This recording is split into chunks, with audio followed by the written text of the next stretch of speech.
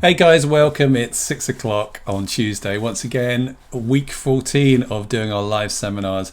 Welcome if you're watching this live, and if you're watching this on catch up, welcome too. As ever, please leave questions, comments in the comment spot. It's really helpful to have you guys on the call, putting your input in, particularly with your questions. You know, what's going on for you, so we can help provide some solutions. If you're watching this on catch up, again, please do put your questions and comments, even if you're watching on catch up, because we'll review them and add them to next week's fascinating conversation. So welcome. I'm going to say hi to people as they come in, as I see them. Hi Elaine and Fleur.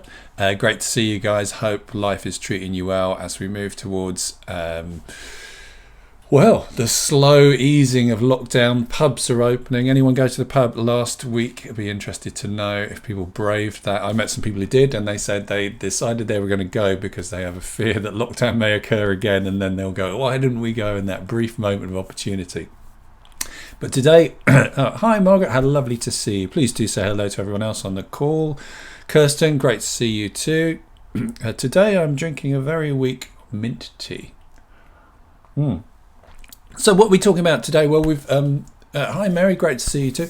We are in the middle of talking about relationships. We talked about last time how to deal with difficult people, and we also started to look at the importance of not seeing us and them as a conversation. And I talked about Jeffrey Sachs, talks a lot about that. He's done a lot of work into what has caused conflict and trouble around the world, and he says one of the worst things that we can do as nations is start to identify us and them separate, difference. So we're going to look at that. Leading on from that stuff last time we looked at, we're going to look at compassion and cooperation, and some research around the importance of compassion, cooperation, being generous to people, both with your time and sometimes with your money. And what does that do to us? And how do we develop that if we want to, if it's important for us? So that's where we're going to be going. In the process of that, doing some research into it, as with all stuff around compassion, and this probably is going to be a lot of our focus today, the first thing you have to do with compassion is to be nice to yourself. And this is something, in my experience, people often find quite tricky. They often find being nice to themselves a tougher gig than being nice to other people. And it's quite extraordinary. Doing the lightning process is one of the things that comes up a lot. The lightning process, as many of you know, is an approach for helping people to resolve chronic health issues. But quite often within that conversation, stuff shows up as getting in the way of their health, which is more emotional. There's other stuff as well, but emotional stuff. And they have to start to be nice to themselves. And it's quite fascinating to see how many people who, when you look at them from the outside, you kind of go, I bet they're pretty nice to themselves. And it turns out they're really not. And we have a core phrase which we keep on going on about, which is, if you treated your friends like you treat yourself, would you have any? If you treated your friends like you treat yourself, would you have any? And for many of us, the answer is no. The things that we say to ourselves are really quite destructive, and we shouldn't be doing it. It's not very good for us. We certainly wouldn't say it out loud in public. And interestingly, Kirsten Neff, who's one of the key researchers in positive psychology into self-compassion, she has an exercise which is to treat yourself like you're a friend. So exactly that. Interestingly, the phrase self-compassion is different from self-esteem. A lot of people have spent a lot of time looking at how do we build self-esteem, and this particular flavour is self-compassion. Self-compassion is distinguished from self-esteem. Self-esteem is like being proud of yourself for doing stuff, achieving stuff, having a sense of competency, whereas self-compassion is about being kind to yourself, independent of whether you are achieving outcomes. So I'm going to look at a number of things around there. And one of the ways we're going to start off with this, because if you don't know, the way we tend to do this is have a chat about stuff, answer questions that come up in the first 20 minutes to half an hour. As some more people come on the call, lovely to see you. Ginny, great to see you. And Fleur's been taking care of herself at work. Michelle, lovely to see you too. Sarah, Mary, Vicky, And Kate, Kirsten says, what is the best way to find compassion during a very busy workday where one must be reliant on others to accomplish their tasks? We'll be looking at that. Sarah says, how can I use the LP when I struggle with feeling feverish? Okay. A couple of different questions there I might dip into as we go on. But first of all, we're going to answer some questions and look at some of the research and constructs and concepts around this, and then for the second half we'll do a guided kind of visualization meditation journey into how do you develop these skills so you both understand why it's useful and come away with something practical and useful. Hi Georgie, great to see you. Congratulations, Georgie has just completed her MSc. She went from being seriously ill, did the lightning process, and then ended up hanging out with African elephants, I believe. So, what's the best way to achieve compassion? Kirsten says. So I'll talk about that first, and I'll have a quick chat about what Sarah says about the lightning process. So with compassion, one of the best things you could possibly do is, number one, develop compassion for yourself, which we'll be looking at. The other thing, which I've talked about before, but I think it's worth mentioning again, is thinking about these different positions we can be in. Position one is me, how I see the world. Position two is getting a sense of what it's like for the other person. And that's a very important part in developing compassion, being able to see it, the world from their point of view, and like what kind of getting why are they being that way. If you can take a moment to do that, that very often will allow you to be a bit kinder to them. Also, the other thing that's useful to do is to stop for a minute and think, okay, does being short with them, brief with them, blunt with them, is that likely to make things occur more effectively? Or is that likely to make them more stressed, reduce quality of relationships, and in the long term create more toxic environments? Or is taking time to be with them and think about them and chat to them, is that the most important thing? Now, there are times, of course, so you're doing surgery on someone and someone drops, the knife on the dirty floor, it's the only knife you've got, you might go, because it's a very time pressured thing. Probably not go, I wonder why you did that, what's behind that? But there are other times when it's appropriate to just pause and discuss it, or at least pause and think, what are the consequences of what I do? A thing that often happens in work is people tell people they're wrong, and that's, if you've listened to any of these seminars, it's a core thing I talk about. Humans generally, and you guys are humans, you'll know this, hate being told they're wrong. They really don't like it, and they will tend to come out attacking and fighting. So if you want to motivate people, telling them they're wrong, it's not a useful thing. And we'll come to this in a minute. I'm going to look at what's called some of the presuppositions of NLP.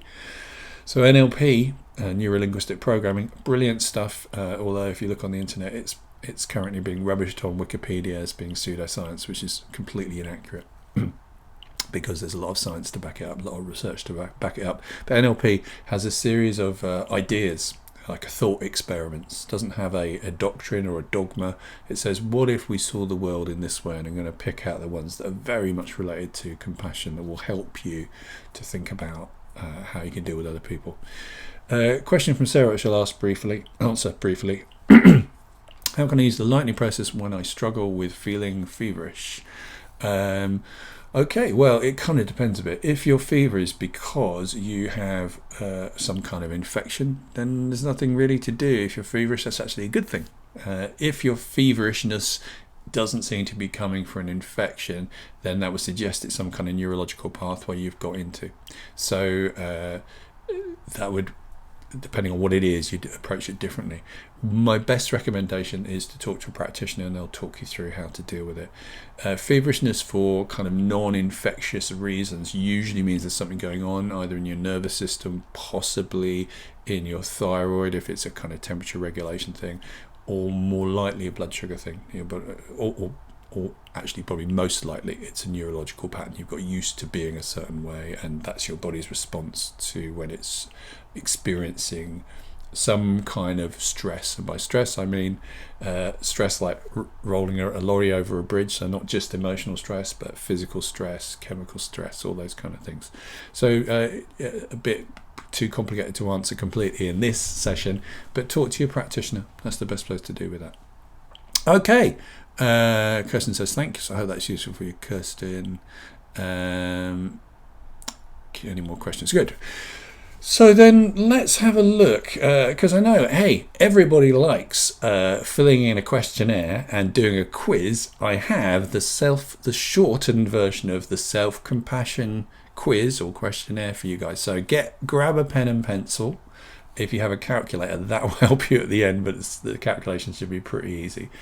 We're going to get you to measure your levels of self-compassion using an official self-compassion scale. How's that sound? Exciting? Yeah. So pen and paper. All you're going to have to do is score each of these things out of 5. Okay. So let me. And the other thing I know from my previous experience doing this seminar is people love it when I press this button and I become Tiny Phil. Yeah, you like that, don't you? Big Phil, Tiny Phil. For those of you listening on audio, you'll go, what is going on? Well, I shrunk myself down so I can show the PowerPoint. So what I like to do, grab a pen and paper. We are going to do the self-compassion questionnaire or scale developed by Kirsten Neff. So here we go. First question, what you just need to do is ask yourself, on this scale between almost never, which is 1, and almost always, which is 5. Now, just measure it like that. After we've shown this slide, I'm going to show you a couple of the questions you need to actually reverse the scores, but I'll talk you through that in a minute. So, I'm glad Fleur likes Tiny Phil. So first question, guys. Answer this to yourself, write it down, because you'll need to add up the scores at the end. Question is, when I fail at something important that's important to me, I become consumed by feelings of inadequacy. So pop yourself down at 1, 2, 3, 4, 5. Obviously 3 is kind of sometimes or occasionally. Yeah. So somewhere in the middle is a bit.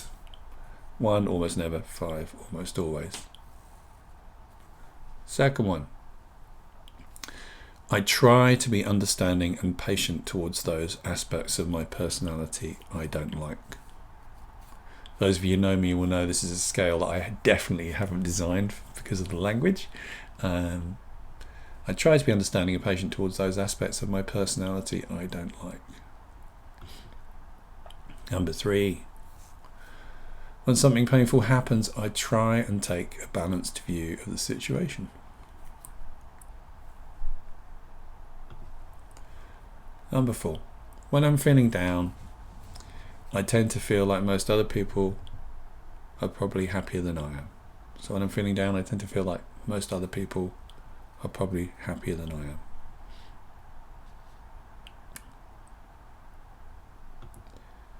Number 5. I try to see my failings as part of the human condition.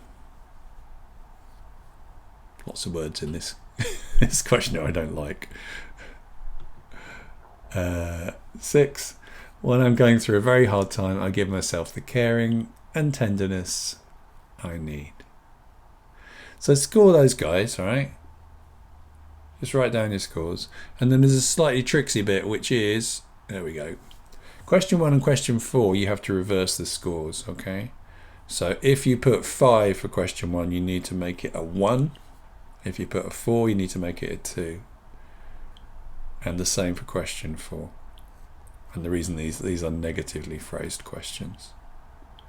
So just quickly check your scores on 1 and 4 and make sure, let's say if you said almost always and it was a 5, you need to reconvert it into a 1 to get your total score.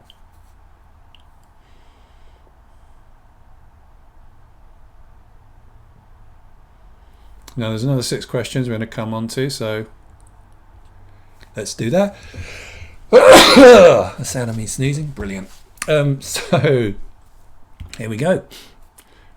When something upsets me, I try and keep my emotions in balance. Again, score it the same way. Excuse me. When I fail at something that's important to me, I tend to feel alone in my failure.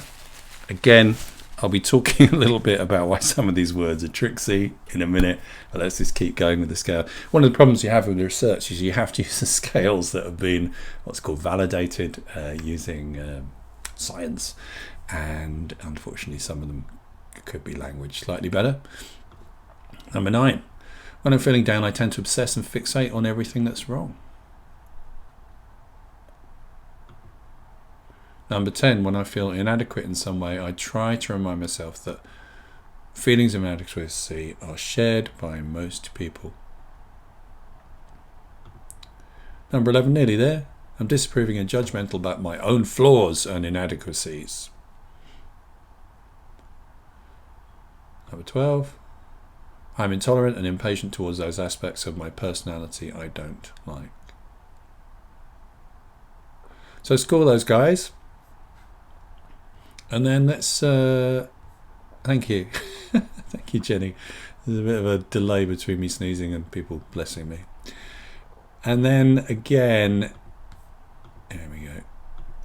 There's 4 of these questions that you need to reverse score. So with number 8, 9, 11 and 12, if you put 5, convert it to a 1.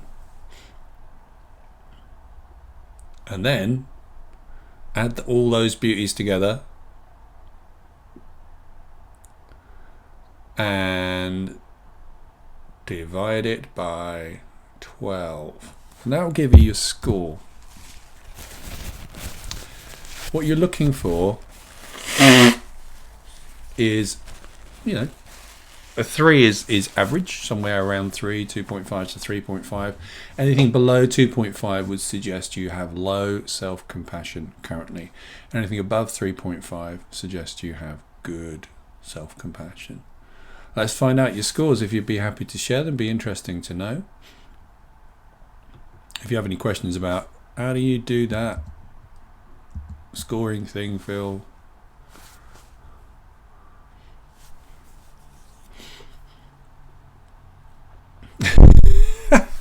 it's not that complicated. Divide by 12. You may know the ancient Sumerians used to use a 12-digit system rather than a 10-digit system. It actually works much better for things like hours of the day. Okay. Scores are coming in. Anyone get nil point? You can't get a nil point on this game. Okay, so got a little question while this is coming in. 2.58. Wow. That's you just sneaked over the line there. You're moving towards being okay-ish with yourself. Anything below 2.5. Wow, it's quite. What was the score rating? So basically, maximum you get is 5. Worst you can get is 1. So in the middle is 3. Yeah. So anything either side of 3, like 2.5 to 3.5, is okay. Anything below 2.5 is low. Anything closer to 5, so between 3.5 and 5, is fabulous. Interesting. We've got quite a lot of low to average scores coming up.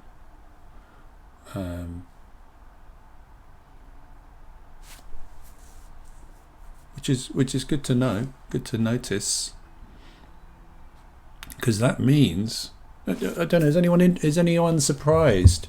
So if you got like a 2.5, 2.4, that's not a really fabulous score to get on your self-compassion. That would suggest you're not very compassionate to yourself. Obviously, don't beat yourself up about that. But for anybody thinking, I'm quite surprised it's that low, or I thought it would be that low, or I thought it'd be higher or lower. Yeah, Renault's leading the crowd with 4. But we've got some quite low ones. Now, what this means is when stuff happens, you are responding to the stuff in quite a harsh way to yourself. So when stuff happens, you're pretty hard. And that fuels the cycle of you not feeling very good about yourself, and of course then expecting to not perform well or be hard on yourself. years ago, I had a woman who came to see me, lovely girl, and she had massive low self-esteem, or low, actually, self-compassion. And she told me a story about how she had sent an email, and she sent the email from her business that she worked for, and she realised after she'd sent it that she hadn't put a full stop after the final sentence. And so she took herself to the toilets and slapped herself really hard on her face 100 times for having been so ridiculously idiotic to not leave that final full stop. But, she said, I realised when I'd done the 100 slaps that the 97th slap wasn't quite hard enough, so I had to do them all again. Wow. So you can see how those cycles can become very, very kind of repetitious and ingrained and not very healthy. Because does it really matter that you didn't put the full stop on? It's not that big a deal. Okay, so what have we got people saying here? Vicky says, thought mine might be low. I'm kinder to others than myself for sure. Mary says the same. If you have a dog, I know Vicky has a dog. What if you were what if you loved yourself as much as your dog loved you?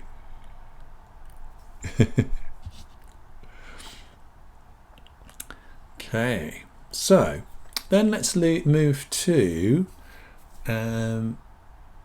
Yeah, I think we'll move to. No, let me just tell you a little bit about some of the stuff around compassion, self-compassion, generosity, because that might be interesting. If you are someone who gives, so financially you donate to charity, you are somebody who has increased levels of life satisfaction. You have increased happiness, and you also have lower mortality. I don't know if they've done a study on how that compares if you have poor, low self-compassion and kindness to others. I think that would be quite an interesting thing to have a look at. Because you don't want to be giving to people to make up for the feeling of horrific inadequacy in yourself, which is a common thing that people do. They become over-givers. You remember we talked about rescuers, all that kind of stuff.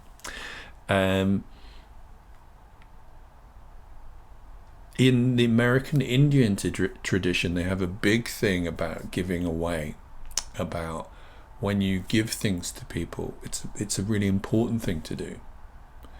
And there is a recent study where they have two people and they say, right, listen guys, you've got a pot of money, okay? And with this pot of money, you can choose how much you divide it up. You've got to divide it in two ways, some to keep and some to put towards a kind of public pot.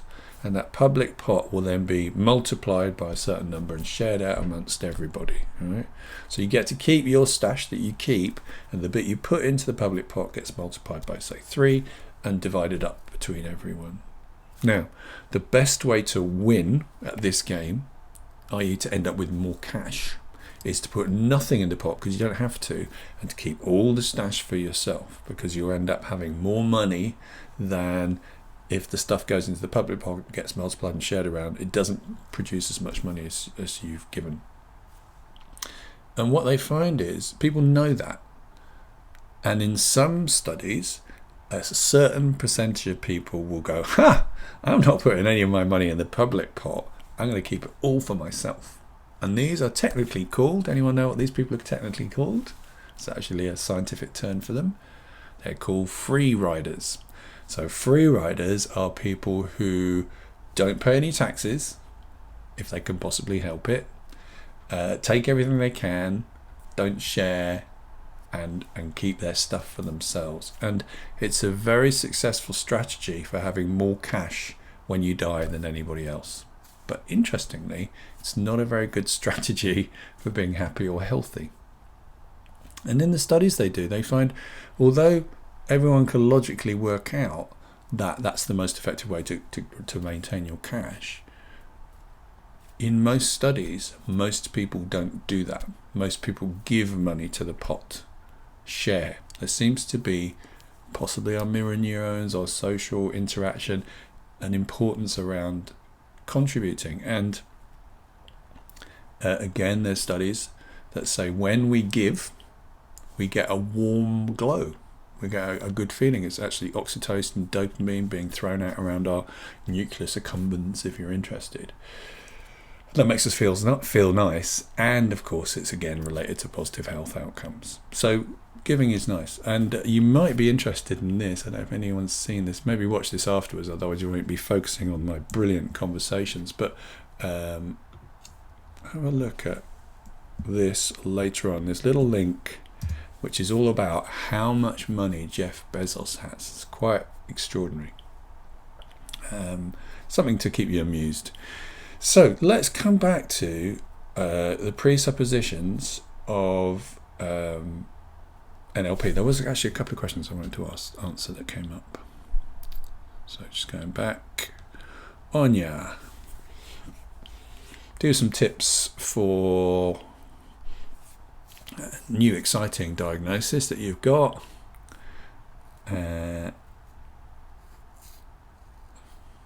Find it tough to have self-compassion around some issues that are going on for you. Okay. So, first step is to be really compassionate. Whatever you have. I mean, those guys who work with me, either as clients or as students, will know that one of the most extraordinary processes we use is something called parts process, which is resolving inner conflict. Inner conflict, well, we know what conflict is, yeah, when people are fighting. What happens when we're fighting with ourselves? What happens when we're having a go at ourselves, or we're being driven in two different directions? What does that feel like? What happens to our body? You may well know that the origin of the word health from the Greek has the same root as whole. Whole and health are all about being complete. And as soon as we're separate, partitioned, you and me, or even me being two people, I don't like this part of me, then we're in trouble. So let's have a quick look through. Let's get to the right various slides I'm looking at. To this thing. Here we go. So NLP presuppositions. NLP has a number of core tenets that are not what they say is these things aren't true, but what if we thought they were? What if we worked in the world as if these things were true? So the first one is, and this is why a lot of those questions on the self-compassion questionnaire I don't like, because a lot of them suggest that you are flawed. NLP goes one step further than that and says what if we imagine nobody was flawed, Anya? What if we thought nobody was broken? What if we just saw people doing their very best and actually achieving levels of excellence in all sorts of ways? What if we saw that? So for instance, in certain cultures, people with autism, or special needs, or whatever it may be, are seen as valued members of the community, that they can connect with different experiences of reality than ordinary people can, and are valued in those ways. Whereas we're very quick to judge people wrong, are they broken? Secondly, what if we considered that behind everything that people did, I was talking this earlier to Kirsten, that what if we took a moment to think behind every behaviour that other people do, there must be a good reason for it. We maybe can't see it, maybe it's about their childhood, maybe they're angry with their dad or pissed off with their wife, or we remind them of an old teacher they used to have they didn't like, or they're not in a good space, or they don't know how to communicate, but there's something going on for them. That's why their behaviours have been a bit weird, and that they're doing their very best to try and manage this crazy neurology that's going on for them, that's been triggered at the moment. What if we thought that? And of course the second part of this is, what if we thought that about ourselves, that behind every behaviour we have, it's been driven by good reason. Georgie says, how do you deal with being compassionate to yourself and your parents when in lockdown and they're treating me like a child and I'm doing annoyed a lot? I have no idea what you're talking about, Georgie. Yeah, that's a very, very common thing. I find myself doing that many of you know this, when I go around my mum, I start being a teenager and I'm not a teenager anymore. And what you need to do is, it's toughest to do it when it's occurring. The best thing to do with the skills you have from the lightning process and other stuff is to spend a bit of time before the kind of, remember we talked about invitations rather than triggers. So people talk about triggers, they triggered me. We say they invited you to get into that particular state. Before those invitations come flying in, think about, how do I want to respond to those invitations when they look at me that way, talk at me in this way? How do I want to be, so that you're not responding in a reactive way, you're responding in a calm, thoughtful way, which is more difficult to do on the hoof. but it's better to do. It is easier to do if you've prepared. Thank you, Fleur. I'm doing my best. I actually had a good conversation with my mum the other day, and it was because I had practiced what I preach for once. So, behind every behaviour is positive intention. Number 3, there is no such thing as failure. And again, this is one of the reasons I got a problem with that question now. The word failure was thick and fast coming in those questions. What if we said there is no such thing? Oh, just lost my video. Hopefully you still got it. I'll pause for a minute while it waits.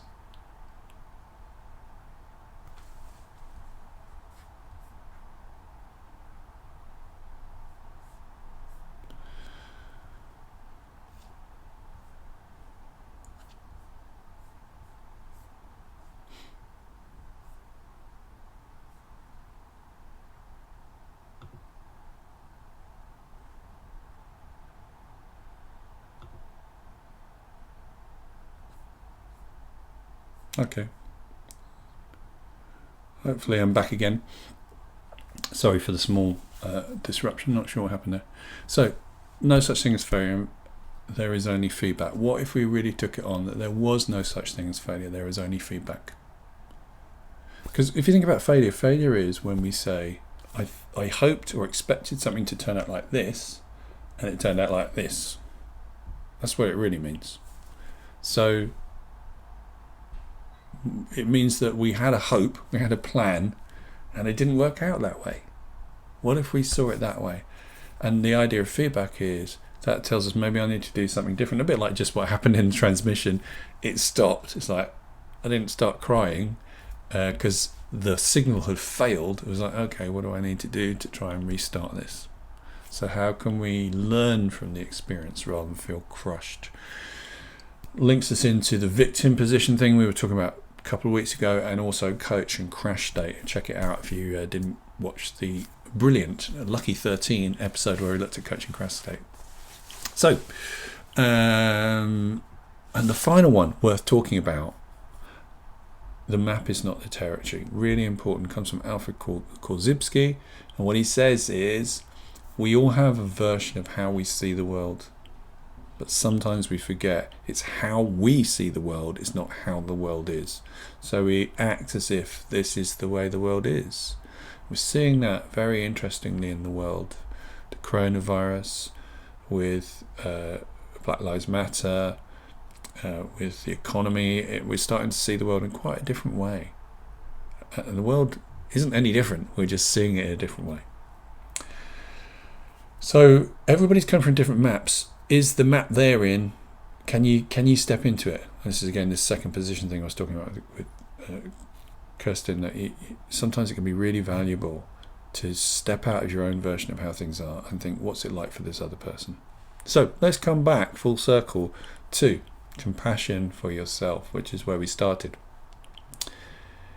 If you look at Buddhist meditations around compassion, they say the very first thing you've got to do if you want to bring more compassion into the world is to start by being compassionate to yourself. So that's where we're going to start. So what I'd like you to do is just have a little think, and think, first of all, if you got a lowish score, why aren't I kind to myself? Why am I not forgiving of myself? What is it about me that makes me think, I don't deserve this? And secondly, would you be that hard on anyone else? And thirdly, is that working for you? So is that a helpful, useful way of being anymore? And is it helpful and useful for anybody else? So just have a think about those questions. Why am I doing this? Would I treat anybody else like that? And is it really helpful for me or anybody else?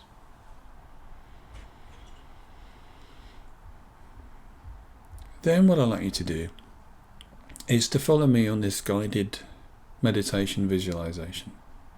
So make yourself comfy. Obviously, stop driving that truck. Stop, put that AK-47 down, or whatever else you're doing.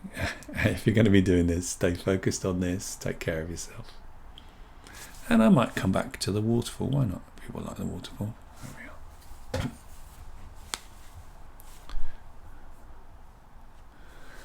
So take a few moments, first of all, just to breathe. And then I'd like you to take a few moments to think about one of two people. The first person, you have options on this, or you can have both. The first person is someone who you would say is an exemplar, a paragon of someone who has really good, strong, high self-compassion. Not arrogant, not full of themselves. They're just very at peace with who they are. Just being who they are, imperfect, just human. Think about who that would be. Now, it could be somebody you know, like me, or it could be somebody you read about, like Gandhi or Martin Luther King, or it could be a child that just doesn't have a concept of not loving themselves or liking themselves. Could be an animal, if your dog really likes itself. And sometimes liking ourselves is not so much an active thing, that's just how it is. It's not really not a question, it's just a given. So it could be somebody you know personally, but it could be somebody in history or someone famous, or it could even be someone you read about in a storybook. It doesn't really matter. It's just getting in touch with what that would be like, that person, that animal, that creature. Or if you have some relationship to some spiritual tradition, religious or spiritual, it could be someone from that. So it could be a prophet, it could be Jesus, could be God, could be Buddha, could be Allah, Muhammad, whoever.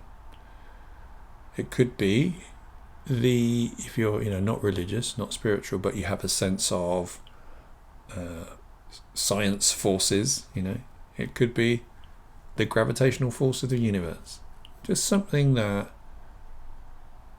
for them they're just very clear about the way they are is absolutely fine. Maybe drop down on the comments the people you've chosen, and it could be if it's just your mate Alan, just put Alan, because that may help people who are going, oh, who would it be, if they see the Dalai Lama, or then we go, oh yeah, I can think of that. So do drop that down if you've got a moment. Come out of your gentle reverie. And I said the second person you could also choose could be your higher self. So the you that you've been in touch with in moments, phases or periods of your life. Or it could be the you that you hope one day to fully inhabit.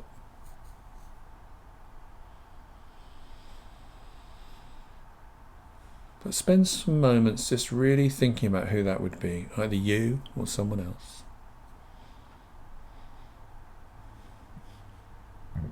So we've got the lovely Jane and God. What a great thing to be name-checked in this list.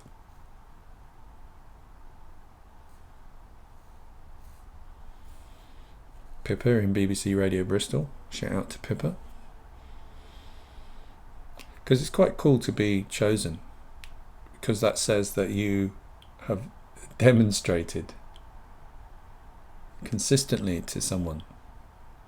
And Fleur's using the word wisdom. That's quite an interesting word to use around it, because there is a wisdom that naturally comes, and it's not that they know everything and they're perfect, but there's a wiseness that comes from being good with yourself, independent of how imperfect you are. Louise is happy. Kat is even happy when she poops. Well, who isn't? Christine, Anna's friend Christine, fabulous. Might be Christina, based on Anna's name. And then what I'd like you to do is to imagine that person is right there in front of you.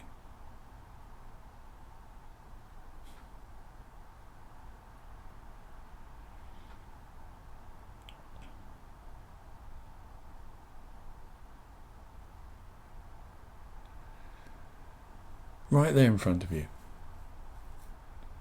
And it's just looking at you. But they're looking at you through the eyes of someone who is incredibly compassionate to themselves and also compassionate to others.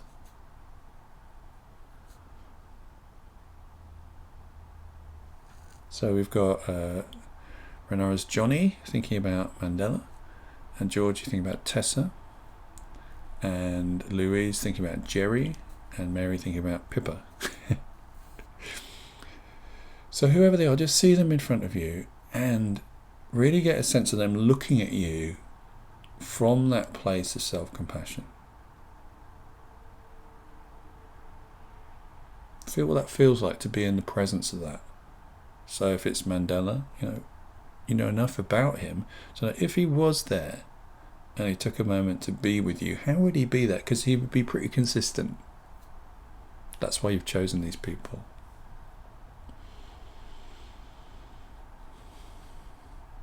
Then I'd like to take a moment and just kind of walk around in your mind and to step into them and see yourself through their eyes.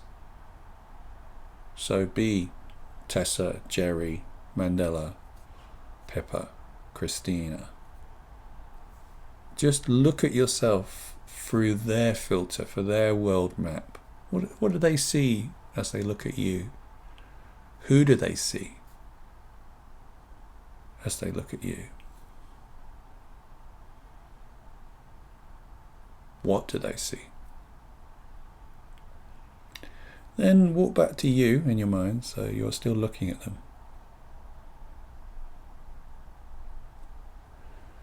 And in a few moments they're going to say something to you, something really important, something that's essential that you hear from them at this moment in time. Knowing that not only are they wise, they've got an insightfulness, they know you. They've seen you at your best, at your worst. But they're still good with it. Just listen to what they say to you. What advice, what suggestions, what comments, what coaching, what gestures, what conversations, what communications do they have to give you right now? Really listen. Hear them say that. What would they say to you to remind you of something that's really important for you right now?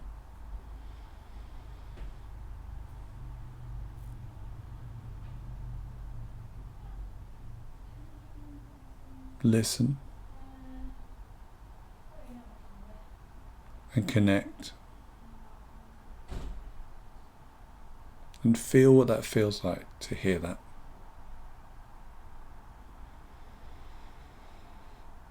Breathe that in. Really connect deeply with that. Breathe that in.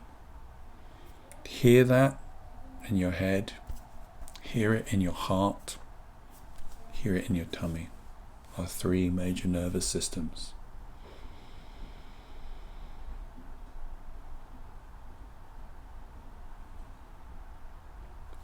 And as you do, just feel what that feels like.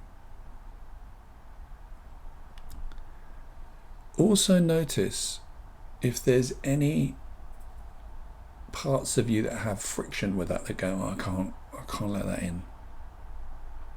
If that's the case, that's absolutely fine.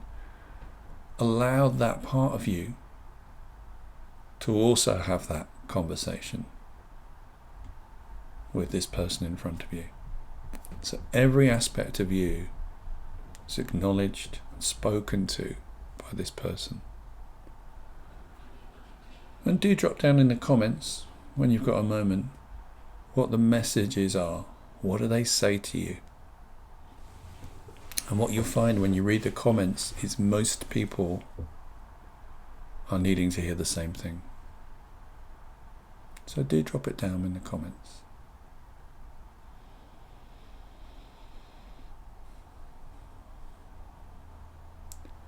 Then what I'd like you to do is just to step into the future. With this person, this mentor of self-compassion being with you every step of the way, beside you, in front of you, and particularly showing up large in those moments when you really need it.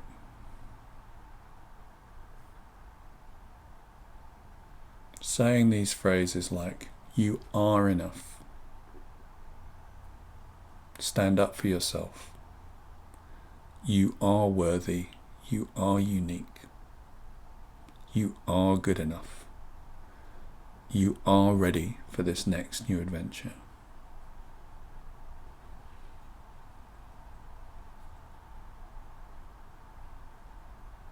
There is only one of you. You're doing so well. You are worth so much. Take care of you. You are enough. You are a wise person who has been through so much. You are a light in the world. You've done your work on that. You can leave it now. Show your energy. The world needs people like you. They love you. You're natural at what you do. You are complete. I'm just reading the comments there, but we can notice some themes coming through about being. You are you. You are enough. You are unique. There's nobody else like you. The world needs you. You've done what you need to do on that. You can let it go.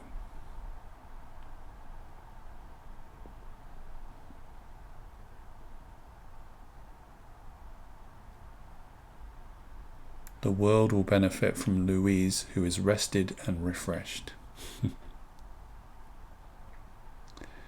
So take yourself into the future and just feel what it feels like to be in those places where sometimes neurologically you sneak back into old patterns.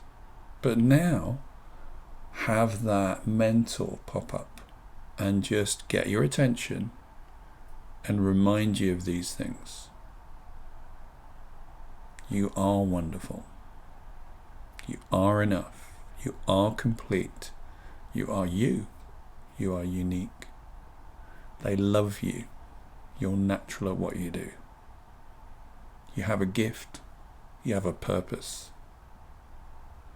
When you have a purpose and when you are in touch with the special uniqueness of you, there will never be another you. Then you can start to move through the stuff, remembering who you are, awakening, reminding yourself.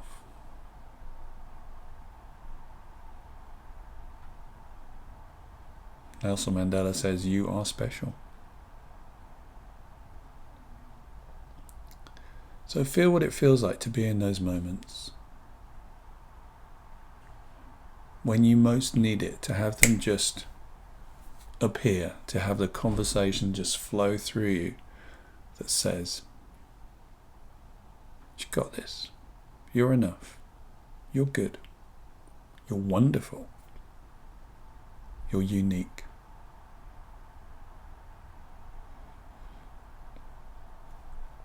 Now, does that mean everybody in the world will see that? Well, if you look at people who are successful, Mozart, Beethoven, the Beatles, Elvis, Donald Trump, as an example, does everybody like these people? Not even everyone likes Beethoven or Mozart or dogs. So is it okay that people have different maps? Doesn't mean that your version of who you are necessarily needs to change. This new version, as we navigate through people's different versions, and a lot of what we're doing is we're stepping into their old experience of being a child and not having what they want and being angry and upset and not functioning. You know what it's like when you hang around people who have got a lot of stuff sorted, wise people that you've been mentioning. What's it like to hang around them? Well, it's just easier because you're not bumping into their noise and their past that they're dragging around with them all the time.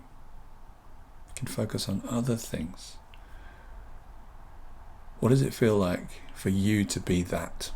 For people, imagine this, right? 5-10 years from now, somebody bumping into you who knows you, and they say to you,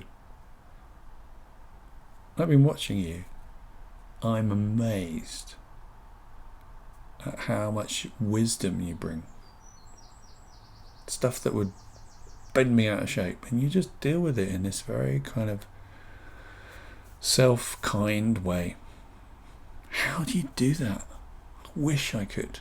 And you say, it's funny, because a few years back, this wasn't me. But now, I've done it so much, so often. It's just who I am. I'd almost forgotten it didn't used to be me. But I am. Completely lovable.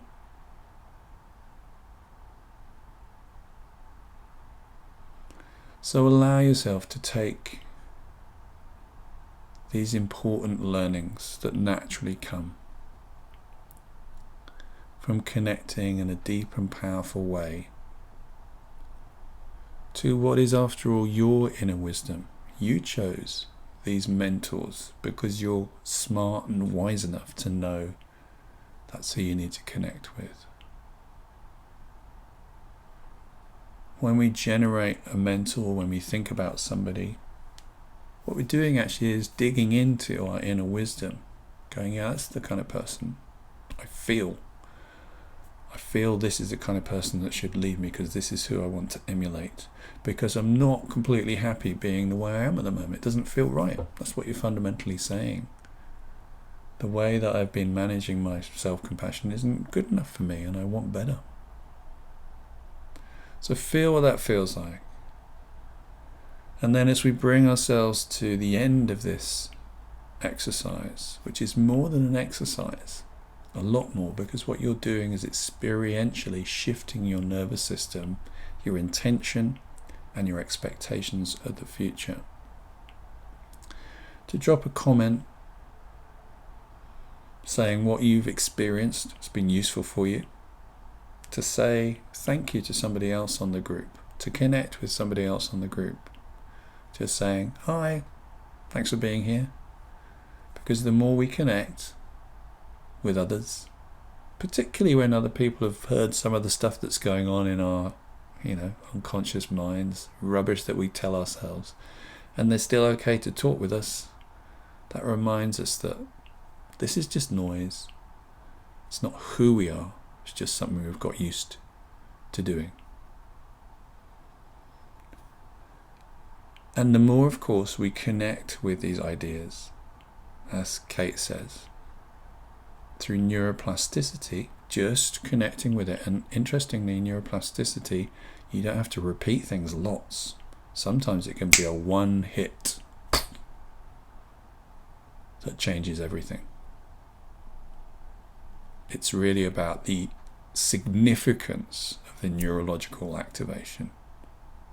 So like you can go to a gig and be blown away by an amazing performance that you remember forever. You're only at the gig once. You can have your heart broken once and that can stick around for a while. We can learn one-shot learnings as long as the experience is powerful enough.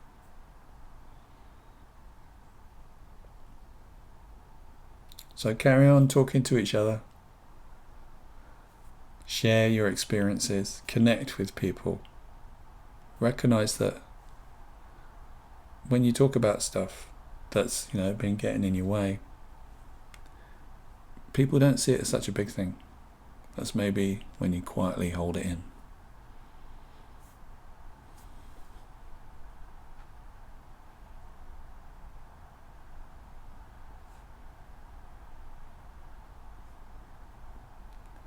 I'm going to leave you with a waterfall for a minute, and I'll close the feed in a few minutes. Just carry on leaving comments. See you later, guys, on the next one.